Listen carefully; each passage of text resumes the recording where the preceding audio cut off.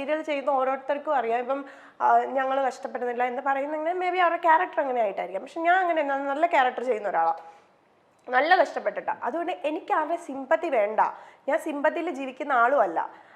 എനിക്ക് ആരുടെ മുമ്പിൽ കൊണ്ടുവന്ന് എൻ്റെ ജീവിതം തുറന്നു വെച്ചിട്ട് എൻ്റെ ജീവിതം ഇതാണ് നടന്നതെന്ന് പറയാൻ എനിക്ക് ഇഷ്ടമല്ല. അന്നും ഇഷ്ടമല്ല, ഇന്നും ഇഷ്ടമല്ല, അതെനിക്ക് ഒരിക്കലും ഇഷ്ടമല്ല. പക്ഷെ ഒരു കാര്യം പറയാം, ഒരിക്കലും ഒരാൾ പറയുന്ന കേട്ടിട്ട് ഒരു മനുഷ്യനെ നമ്മളൊന്നും പറയരുത്. അതെൻ്റെ ലൈഫിൽ ഞാൻ പഠിച്ചതാണ്. നമ്മൾ മുന്നേയൊക്കെ പല കേസുകളും പല ഇപ്പം ആണുങ്ങൾ സ്ത്രീകളെ ഇതാക്കി എന്നൊക്കെ പറഞ്ഞിട്ട് നമ്മൾ ആ ആണിനെ പാടെ നമ്മൾ പറയും. നമ്മൾ പറയും ഇവ ഇങ്ങനെ കാണിച്ചതെന്ന് നമ്മൾ പറയും. പക്ഷെ ഞാൻ എൻ്റെ ലൈഫിൽ ഇനി ഞാൻ പറയില്ല അങ്ങനെ. ഒരിക്കലും പറയാം, രണ്ട് ഭാഗവും കേൾക്കാതെ ഒരിക്കലും ഒരു മനുഷ്യനെ നമ്മളൊന്നും പറയരുത്, ഒരിക്കലും പറയരുത്. അത് ഏറ്റവും വലിയ തെറ്റാണ്. പിന്നെ 3 പേരുടെ ഉള്ളിൽ നടന്ന ഒരു പ്രശ്നം ആ 3 പേർക്ക് അറിയാം അവിടെ എന്താണ് നടന്നിട്ടുള്ളതെന്ന്.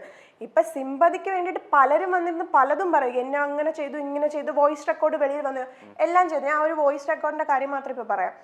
അത് കേട്ടിട്ടുണ്ടോ? ആ വോയിസ് റെക്കോർഡ് ഒരു മിനിമം കോമൺ സെൻസ് ഉള്ള ആൾക്ക് കേട്ടാൽ അറിയാം അത് എഡിറ്റഡ് ആണ്, അത് കട്ട് ചെയ്തിട്ടുണ്ട്. അത് ചേട്ടന് തോന്നിയിട്ടുണ്ട് അത് കേട്ടിട്ട് കട്ട് ചെയ്ത് അത് എഡിറ്റ് ചെയ്ത് വെച്ചതാണ്. അത് മേ ബി എനിക്ക് അത് ആയതുകൊണ്ട്, അതങ്ങനെ എഡിറ്റഡ് ആണെന്ന് എനിക്കറിയാവുന്നത് കൊണ്ട് അതെനിക്ക് ഒരു പ്രാവശ്യം കേട്ടപ്പോൾ മനസ്സിലായി. പക്ഷെ എനിക്കറിയില്ല, ഏതൊരു യൂട്യൂബർ വന്നിട്ട് ഒരു പ്രാവശ്യം ഒരു ഇന്റർവ്യൂ അതെനിക്ക് ആരോ അയച്ചായിരുന്നു, പറയുന്നുണ്ട് അതിനകത്ത് ഇത് ഇങ്ങനെയല്ല, ഇത് എഡിറ്റ് ചെയ്തതാണ്. ആ ചേട്ടൻ തന്നെ വന്നിരുന്നു, ഏതൊരു ചേട്ടൻ എനിക്ക് അറിയില്ല കേട്ടോ, വന്നിട്ട് അത് കേക്ക് അതൊരു മിനിമം കോമൺ സെൻസ് ആണ്. അത് എഡിറ്റ് എന്തുകൊണ്ട് അതിന്റെ ഫുൾ ഇതാരും ചോദിച്ചില്ല? അങ്ങനെ കുറെ സംഭവം ഉണ്ട്. അപ്പം 3 പേർക്കുള്ളിൽ നടക്കുന്ന ഒരു സാധനത്തിന് വെറുതെ കേട്ടിട്ട് അവരങ്ങനെയാണ് അവരിങ്ങനെയാണെന്ന് ജഡ്ജ് ചെയ്യാൻ ഈ ലോകത്ത് ആർക്കും അവകാശമില്ല. കാരണം ഇന്ന് ഞാൻ നല്ലതാണോ എന്ന് എന്നോട് തന്നെ ചോദിക്കണം. അപ്പൊ എനിക്കേ അറിയത്തുള്ളൂ ഞാൻ എന്തൊക്കെ ചെയ്യുന്നുണ്ട്, ഞാൻ എത്രമാത്രം നല്ലതാണെന്ന് എനിക്കേ അറിയുള്ളൂ. അതേപോലെ ഓരോ വ്യക്തികൾക്കും അവർക്കേ അറിയത്തുള്ളൂ അവരുടെ ലൈഫിൽ എന്താ നടക്കുന്നതെന്ന്. പുറത്തുനിന്ന് ഒരാൾക്ക് പലതും പറയാം. ഇപ്പൊ തന്നെ എനിക്ക് അറിയില്ല. ഞാൻ ആ ടൈമില് ഞാൻ ശരിക്കും പറഞ്ഞാല് ആ ടൈമിൽ ഞാൻ എൻ്റെ റൂം ചെന്നൈയിൽ എനിക്കൊരു അപ്പാർട്ട്മെന്റ് ഫ്ലാറ്റാണ് ഇവർ തന്നിരിക്കുന്നത്. അപ്പോൾ ഈ പ്രശ്നങ്ങളൊക്കെ നടക്കുന്ന ടൈമിൽ ഞാൻ ഒറ്റയ്ക്കാണ് ആ ഫ്ലാറ്റിൻ്റെ ഉള്ളിൽ. ഇപ്പം എൻ്റെ കൂടെ ശ്രീ ഉണ്ട്, അന്ന് എൻ്റെ കൂടെ ശ്രീ ഇല്ലായിരുന്നു. അപ്പം ഞാൻ ഇപ്പം ഒറ്റയ്ക്ക് ഇരിക്കുക അതിനകത്ത്. ഇങ്ങനെ പല പല പ്രശ്നങ്ങൾ നടന്ന് എനിക്ക് ചുറ്റും എന്തൊക്കെയാണ് ബോംബ് പൊട്ടിക്കൊണ്ടിരിക്കുക. അപ്പം അതിനിടെ വേറെ പല സംഭവങ്ങൾ നടക്കുന്നു, കുറേ സംഭവം അങ്ങനെ നടന്നുകൊണ്ടിരിക്കുക. അപ്പം എനിക്ക് ആകെയുള്ളത് ഈ ഒരു സാധനം മാത്രമേ ഉള്ളൂ. ഞാൻ ഇതിനകത്ത് എടുത്തു വെച്ച് ഈ ഇന്റർവ്യൂ സാധനങ്ങളൊന്നും ഞാൻ കാണാറില്ലായിരുന്നു.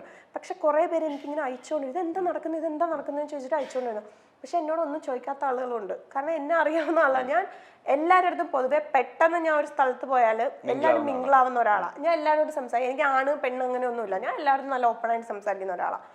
പിന്നെ സംശയമുള്ളത് ഒരു സംശയ രോഗമുള്ളത് എൻ്റെ ഒരു കുറ്റമല്ല, അതിന് ഞാൻ ഒന്നും ചെയ്യാൻ പറ്റത്തില്ല. എനിക്കേ അറിയത്തുള്ളൂ അവിടെ എന്താണ് നടന്നതെന്നുള്ളത് എനിക്കറിയാം. ഇപ്പൊ ആ ഒരു ആൾക്കറിയാം അവിടെ എന്താ നടന്നിട്ടുള്ളത്. ഇത് പെർഫെക്റ്റ് ആവാൻ ശ്രമിക്കുന്ന ആള് സിമ്പതി ക്രിയേറ്റ് ചെയ്യും, പലതും ചെയ്യും. അതിനൊരു വെപ്പണായിട്ട് അവർക്ക് ഒരു സംഭവം കൂടെ ആ കൂട്ടത്തിൽ ഉണ്ടായി. അപ്പൊ സിമ്പതി എന്നും ഒരു പെണ്ണ് കരഞ്ഞ് അല്ലെങ്കിൽ അങ്ങനെ ഇങ്ങനെയാന്ന് പറഞ്ഞാൽ അവർ അഭിനയിച്ചാലും അത് മനസ്സിലാവുമെങ്കിൽ പോലും അയ്യോ ആ പെണ്ണ് കരയുന്നു എന്ന ആളുകൾ പുറകെ പോവുള്ളൂ, അല്ലാതെ ഒന്നുമില്ല. പിന്നെ ഏറ്റവും കൂടുതൽ എനിക്ക് ഷോക്കായെന്ന് വെച്ചാൽ തമിഴ്നാട്ടിൽ നടക്കുന്ന ഒരു സംഭവം ഇത്. അവിടെ ഭയങ്കര രീതിയിൽ പൊയ്ക്കൊണ്ടിരിക്കുക. ഞാൻ ഞെട്ടിപ്പോയത് അവിടെ കുറച്ച് ഇത്രയും വന്നോള്. ഇവിടുത്തെ ന്യൂസ് എടുത്ത് നോക്കിയപ്പോഴേ എന്റെ പൊന്നു ചേട്ടൻ, ഞാനത് ഓപ്പൺ ചെയ്തപ്പം ഫസ്റ്റ് കാണുന്നത് എന്തോ ഹോട്ടൽ ദൃശ്യം പുറത്ത്. എങ്ങനെ ഇരിക്കും ഹോട്ടൽ ദൃശ്യം പുറത്ത്? എന്തൊക്കെയായി? അതായത് ഒരു ആൺകുട്ടിയോട് മിണ്ടിയാൽ അടുത്ത ഇന്നലെ ഒരു പ്രശ്നം നടന്ന അടുത്ത വരുന്ന ഹെഡ്ലൈനാണ് ഹോട്ടൽ ദൃശ്യം പുറത്തുനിന്ന്. എങ്ങനെ ഇരിക്കും? ഞാൻ ഒന്നാമത് ആ ടൈമിൽ കുറച്ച് മെന്റലി കുറച്ച് ഡൗൺ ആയി.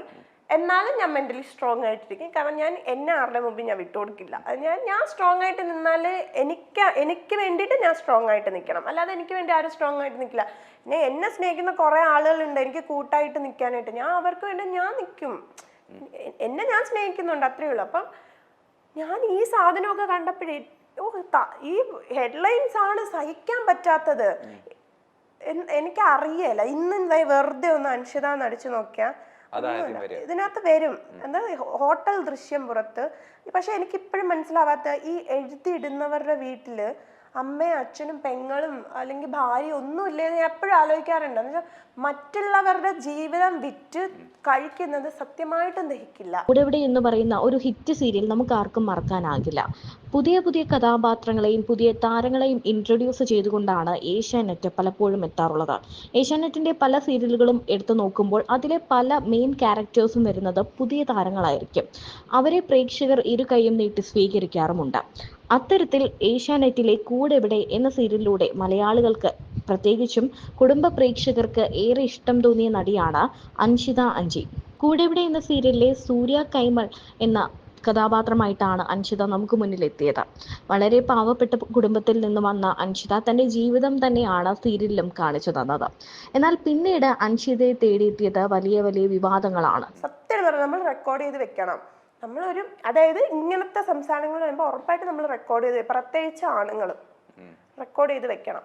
പക്ഷെ ഞാൻ ഞെട്ടിപ്പോയെന്ന് ഈ എഡിറ്റിംഗ് വേർഷൻ കേട്ടപ്പോൾ ഞാൻ ഞെട്ടിപ്പോയി. എനിക്കറിയില്ല ഇനി എന്തൊക്കെ എഡിറ്റിംഗ് വേർഷൻസ് തരുമെന്ന് വെച്ചാൽ, പറഞ്ഞ സാധനങ്ങളെ വെട്ടി ഞാൻ പറഞ്ഞത് മാത്രം വിട്ട് അങ്ങനെയാണ് അത് വെളിയിൽ വന്നിരിക്കുക. എനിക്കറിയാലോ, ഞാൻ സംസാരിച്ച സാധനം എനിക്കറിയില്ലേ, ഇനി ഞാൻ സംസാരിക്കാത്ത സാധനം എനിക്ക് വരുമെന്നൊന്നും എനിക്കറിയത്തില്ല. ടെക്നോളജി അത്ര വളർന്നിരിക്കുന്നു. പിന്നെ കുഴപ്പമില്ല, പക്ഷെ കാണും. ദൈവമുണ്ട്, അതുകൊണ്ട് ഞാൻ എല്ലാം ദൈവത്തിന് വിട്ടു. ഞാൻ എപ്പോഴും പറയാനുണ്ട്, ദൈവം എനിക്ക് തരുന്നത്, എൻ്റെ ലൈഫിലെ ഓരോ സാധനവും എനിക്ക് ഏറ്റവും പെർഫെക്റ്റ് ആയിട്ടുള്ളത് ദൈവം എനിക്ക് തന്നിട്ടില്ല ഇന്നേ വരെ. കൂടെവിടെ ചെയ്യുന്നതിന് മുമ്പേ ഞാൻ ചെറിയ ചെറിയ ക്യാരക്ടേഴ്സൊക്കെ ചെയ്തിട്ടുണ്ട്. കൂടെവിടെ ചെയ്യുന്നതിന് മുമ്പേ ഏഷ്യാനെറ്റിൽ തന്നെ ഒരു മെയിൻ സീരിയലിലെ നായികയായിട്ട് വിളിച്ചു. അതെൻ്റെ കയ്യിൽ നിന്ന് പോയി. പക്ഷേ ഞാൻ ഇന്ന് ചെയ്യുന്ന കൂടെവിടെയാണ് ഏറ്റവും ബെസ്റ്റ്. ഏറ്റവും ബെസ്റ്റ് അതാണ്. ആ സീരിയലിനെ വെച്ച് നോക്കിയാൽ ഏറ്റവും ബെസ്റ്റ് കൂടെവിടെയാണ്. അപ്പം ദൈവം എനിക്ക് ബെസ്റ്റാണ് തന്നത്. അതെനിക്ക് ചെല്ലമ്മ ഏറ്റവും ബെസ്റ്റ് ക്യാരക്ടറാണ് തന്നത്. അതേ കണക്കൊരു ക്യാരക്ടർ ആരും ചെയ്യുന്നില്ല ഞാൻ ഉറപ്പായിട്ടും പറയാം. എന്ന് വെച്ചാൽ അമ്മ അതൊരു ക്യാരക്ടർ പെർഫോം ചെയ്യാനുണ്ട്, ഒരു ആർട്ടിസ്റ്റ് എന്ന നിലയിൽ പെർഫോം ചെയ്യാനുണ്ട്. ഇന്ന് തന്നെ ഇവള് വന്നിട്ട് എന്നെ എൻ്റെ അടുത്ത് എന്താ അഞ്ച് കറുത്തു പോയല്ലോ എന്ന് പറഞ്ഞിട്ട്, ഞാൻ കൈ ഇത്രയുള്ള ഇട്ട് എൻ്റെ കൈ, ഞാൻ ഇപ്പോൾ ഫുൾ കൈ ഇടുന്നതിന് മെയിൻ റീസൺ താൻ അറിയാണ്ടിരിക്കാൻ വേണ്ടിയിട്ടാണ്. ഇവിടുന്ന് ഫുൾ കറുത്തിരിക്കുക, എൻ്റെ മുതുക് ഫുൾ കറുത്തിരിക്കുക, ബ്ലൗസ് ഇടുന്ന ഇതിൽ ഫുൾ കറുത്തിരിക്കുക. ഞാൻ നന്നായിട്ട് കഷ്ടപ്പെടുന്നുണ്ട് ചേട്ടാ, വെയിലത്ത് നന്നായിട്ട് കഷ്ടപ്പെടുന്നുണ്ട്. നമ്മൾ വിചാരിക്കുന്ന വെയിലല്ല ചെന്നൈ വെയിൽ. നന്നായിട്ട് വെയിലത്തും മഴയത്തും ഒക്കെ ഞാൻ നന്നായിട്ട് കഷ്ടപ്പെടുന്നുണ്ട്. സൈക്കിൾ ചവിട്ടി കൊച്ചിനെ എടുത്തോടി ഒക്കെ കഷ്ടപ്പെടുന്നുണ്ട്. അത് എനിക്ക് ഞാൻ ചെയ്യുന്ന ഓരോ ക്യാരക്ടേഴ്സിനോടുള്ള എൻ്റെ ഇഷ്ടമാണ്. അപ്പൊ അതുകൊണ്ട് ഞാൻ എപ്പോഴും ഒരു കാര്യമുള്ളൂ, ദൈവം ഉണ്ട്, ഇതിനൊക്കെ ഉള്ളത് ദൈവം കൊടുക്കും. അന്ന് ഈ ഇഷ്യൂ ഒക്കെ ഉണ്ടായ സമയത്ത് ഇവിടെ നമ്മളുടെ ജോലിനെയും നമ്മളുടെ സഹപ്രവർത്തകരെ എന്തെങ്കിലും ഓഫർ വന്നിട്ടുണ്ടെങ്കിൽ അതിനെയൊക്കെ ബാധിച്ചിട്ടുണ്ടായിരുന്നു ഈ ഇഷ്യൂ? എനിക്ക് ആ ടൈമിൽ വേറെ ഓഫേഴ്സ് ഒന്നും വന്നിട്ടില്ല. അങ്ങനെ ഞാൻ ഇപ്പോൾ ഓൾറെഡി ചെയ്യുന്നതുകൊണ്ട് അങ്ങനെയൊന്നും ഉണ്ടല്ലോ. പക്ഷെ മെന്റലി നമ്മളെ കുറച്ച് ഡൗൺ ആക്കാൻ പല സൈഡിൽ നിന്നും ശ്രമിച്ചു. എന്ന് വെച്ചാൽ ഞാൻ പറഞ്ഞില്ലേ, നമ്മുടെ വളർച്ച ഇഷ്ടമില്ലാത്ത ആളുകളുണ്ട്. അപ്പൊ അവര് നമ്മളെ കിട്ടിയ അവസരത്തിൽ ചവിട്ടി താഴ്ക്കുക എന്ന് പറയില്ലേ. അല്ലാതെ ഞാൻ നോർമലായിട്ടിരിക്കുമ്പോൾ എന്നെ അവർക്ക് ചവിട്ടി താഴ്ക്കാൻ പറ്റത്തില്ല. അപ്പൊ ആ ഒരു ഇതിൽ അവർക്ക് അറിയാം മെന്റലി ഇവള് വീക്കാണ് എന്നുള്ള ടൈമിൽ മെന്റലി കുറച്ച് എന്നെ ഒന്നും കൂടി വീക്കാക്കാൻ നോക്കി. പക്ഷെ വിട്ടുകൊടുത്തില്ല. എത്രയൊക്കെ നമ്മൾ ബോൾഡ് ആണെന്ന് പറഞ്ഞാലും ആ സമയത്ത് നമ്മൾ ഒരുപാട് എത്ര ബോൾഡാന്ന് പറഞ്ഞാലും എല്ലാവരും മനുഷ്യന്മാരാണ്. ഞാൻ ഭയങ്കര വലിയൊരു സംഭവം തന്നെ ഇവിടെ ഇതിൻ്റെ ഇടയ്ക്ക് നടന്നിട്ടുണ്ട്. പക്ഷെ എനിക്കത് ഷെയർ ചെയ്യാൻ താല്പര്യമില്ലാത്തതുകൊണ്ട് ഞാൻ അത് പറയുന്നില്ല. എന്ന് വെച്ചാൽ നമ്മൾ വിട്ടുപോകും, നമ്മൾ മൊത്തത്തിൽ നമ്മൾ വിട്ടുപോകും, നമ്മളെ മൈൻഡും കാര്യങ്ങളും ഒക്കെ വിട്ടുപോകും. നമ്മൾ എന്തിന് എന്ന് തോന്നും. തമിഴിലേക്ക് ചേക്കേറിയതോടെ അൻഷിത കുറച്ചുകൂടി പ്രശസ്തയായി മാറി. തമിഴിലെ ചെല്ലമ്മ എന്ന സീരിയലാണ് അൻഷിതയ്ക്ക് വലിയൊരു പേര് നേടിക്കൊടുത്തത്. ഒരു അഭിനേത്രി എന്ന നിലയ്ക്ക് ഒരുപാട് പ്രകടനം കാഴ്ചവെക്കാനുണ്ടായിരുന്ന സീരിയൽ തന്നെയായിരുന്നു ഇത്. എന്നാൽ ആ സീരിയലിലെ നടനായ അർണവും അൻഷിതയും തമ്മിൽ എന്തോ അടുപ്പമുണ്ടെന്ന രീതിയിൽ ഒരു ഫോൺ കോൾ ലീക്ക് ആവുകയും തുടർന്നുള്ള വലിയ വലിയ പ്രശ്നങ്ങളൊക്കെ ഉണ്ടായി. താരദമ്പതികളായ ദിവ്യ ശ്രീധറും അർണവ് അംജദും തമ്മിലുള്ള സ്വാരസ്യങ്ങൾ തമിഴ് സിനിമാ ലോകത്ത് വലിയ ചർച്ചാ വിഷയമായി. രണ്ടാമത്തെ കുഞ്ഞിനെ ഗർഭിണിയായിരിക്കുന്ന സമയത്ത് അർണവിനെതിരെ ഗുരുതര ആരോപണങ്ങളുമായി ദിവ്യ എത്തി. ഗാർഹിക പീഡനം, ഗർഭഛിദത്തിനുള്ള ശ്രമം, അവിഹിത ബന്ധം ഇവയൊക്കെ ദിവ്യ അർണവിനെതിരെ ആരോപിച്ചു. സീരിയലിൽ കൂടെ അഭിനയിക്കുന്ന അൻഷിത അക്ബർ ഷായുമായി അർണവ് പ്രണയത്തിലാണെന്നും തന്നെ ഒഴിവാക്കി അൻഷിതയെ വിവാഹം കഴിക്കാൻ അർണവ് പദ്ധതിയിടുന്നുണ്ടെന്നും ദിവ്യ ആരോപിച്ചിരുന്നു. എന്നാൽ ഇതെല്ലാം നിഷേധിച്ച് അർണവും അൻഷിതയും രംഗത്തെത്തിയിരുന്നു. ആദ്യ വിവാഹത്തിലെ ബന്ധത്തിൽ മകളുള്ള കാര്യം മറച്ചുവെച്ചാണ് ദിവ്യ തന്നെ വിവാഹം ചെയ്തത് എന്നായിരുന്നു അർണവ് പറഞ്ഞത്. ഞാൻ എൻ്റെ പേഴ്സണൽ അനുഭവം ഞാൻ പറയാം. എന്നെ അറിഞ്ഞൂടാത്ത വ്യക്തികളുണ്ട്. അൻഷിത എന്നൊരു ആക്ട്രസ് ഉണ്ട്, ഇപ്പം വിജയ് ടി വിയിൽ ഏഷ്യാനെറ്റിൽ ഇങ്ങനെ സീരിയൽ ചെയ്യുന്ന ഇന്നൊരു ആർട്ടിസ്റ്റ് ഉണ്ടെന്ന് അറിയാം. അല്ലാതെ പേഴ്സണലി എന്നെ കണ്ടിട്ടുണ്ടാവില്ല, എന്നെ അറിയില്ല. ഇവരൊക്കെ ആയിരിക്കാം ചിലപ്പോൾ കുറ്റം പറയുന്നത്. അതിനിപ്പോ എനിക്കൊന്നും ചെയ്യാം. അത് ഞാൻ എപ്പോഴും പറയുന്നത്, ഞാൻ അവരെക്കാട്ടിലും 10 പടി മുകളിലാ. അതുകൊണ്ട് അവർക്ക് എന്നെ കുറ്റം പറയുമ്പോൾ ഒരു മനസ്സുഖം കിട്ടുമായിരിക്കും. അതുകൊണ്ട് അവർ പറയട്ടെ, സന്തോഷമായിട്ടിരിക്കട്ടെ. മറ്റുള്ളവരുടെ സന്തോഷമാണല്ലോ നമ്മുടെ സന്തോഷം, അത്രേ ഉള്ളൂ. ഈ ഇഷ്യൂ ഉണ്ടായ ഈ ദിവസങ്ങളുണ്ടല്ലോ, അതായത് തമിഴ്നാട്ടില് ചർച്ചയാവുന്നു, പല യൂട്യൂബ് ചാനലുകാർ വന്ന് റിയാക്ട് ചെയ്യുന്ന അവരുടെ ഇന്റർവ്യൂസ് എടുക്കുന്നുണ്ട്. കുറെ കോൾസ് വന്നു, എനിക്കറിയാം 100+. എന്റെ ലൈഫിൽ ആദ്യം 100+ മിസ് കോൾസ്. ഞാൻ ഒരു രാത്രി രാവിലെയൊക്കെ എണീറ്റ് നോക്കും, 100+ ഇങ്ങനെയൊക്കെ വരുന്നത് മെസ്സേജസ്. അയ്യോ അറിയല്ല എന്താന്ന്. ഞാൻ ഇൻസ്റ്റാഗ്രാം ഒക്കെ പ്രൈവറ്റ് ആക്കി ഇട്ടു. എന്ന് വെച്ചാൽ ചിലപ്പോ ഇത് കണ്ടു കഴിഞ്ഞാൽ ചിലപ്പോ നമ്മള് ആത്മഹത്യ പ്രേരണ എന്ന് പറയില്ലേ, ചിലപ്പോ നമ്മൾ ചെയ്തു കളയും. അമ്മാതിരത്തെ മെസ്സേജ് ആയിരുന്നു. അതുകൊണ്ട് ഞാൻ ഇത് പ്രൈവറ്റ്, കാരണം എന്റെ മനസ്സിന് വിട്ടു പോവരുതല്ലോ, ഞാൻ പിടിച്ചു വെക്കണ്ടേ. അതുകൊണ്ട് ഞാൻ എല്ലാം പ്രൈവറ്റ് ആക്കി ഇട്ടു. അങ്ങനെ ഞാൻ ഈ പറഞ്ഞ പോലെ ഒരുപാട് മലയാളം ഓൺലൈൻ ചാനലൊക്കെ ഈ പറഞ്ഞ സെലിബ്രേറ്റ് ചെയ്തൊരു ന്യൂസ്. മലയാളം ഓൺലൈൻ ചാനലിനെ കുറിച്ച് പറയരുത് ചേട്ടാ, ഞാൻ വെറുത്തുപോയി. അതായത് നമ്മള് നല്ലതായിട്ട് നമ്മളിപ്പോ ഞാൻ കൂടെവിടെ എന്നൊരു സീരിയൽ ചെയ്തപ്പം, അല്ലെങ്കിൽ ഞാൻ വന്ന് എന്തെങ്കിലും പറയുമ്പോൾ അതവർ ആഘോഷിച്ചു. അതിനെ അവർ ആഘോഷിച്ചു. ഇന്ന കുട്ടി നല്ലതാണ്, ഇതാണ്, ഈ കുട്ടി ഇത് ചെയ്യുന്നു, ഈ കുട്ടി അവിടെ പോയി. നമ്മൾ പോകുന്നിടത്തെല്ലാം ന്യൂസാണ്. ഇത് നോക്കിയാൽ യൂട്യൂബ് നോക്കിയാൽ എല്ലാം ന്യൂസാണ്. ആ പറഞ്ഞ കൊണ്ട് തന്നെ ഒരു പ്രശ്നം വന്നപ്പോൾ എന്താണ് അവിടെ നടന്നതെന്ന് പോലും അവർക്ക് അറിയില്ല.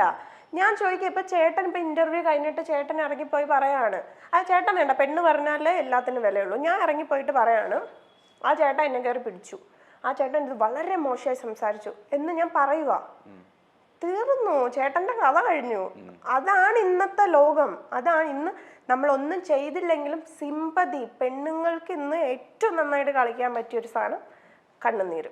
അപ്പൊ എന്തുകൊണ്ടന്ന് ആ സമയത്ത് പ്രതികരിക്കാതിരുന്നത്? ഞാൻ പറഞ്ഞില്ല, എനിക്ക് ആ ടൈമിൽ എന്താ വെച്ചാൽ എനിക്ക് 25, എനിക്ക് 24 വയസ്സുള്ളൊരു പെങ്കൊച്ചാണ് ഞാൻ.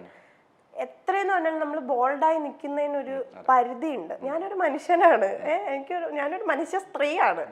ബോൾഡായി നിൽക്കുന്നതിനൊരു പരിധിയുണ്ട്. ഞാൻ എനിക്ക് എല്ലാവരുടെ മുമ്പിൽ കരയാറില്ല.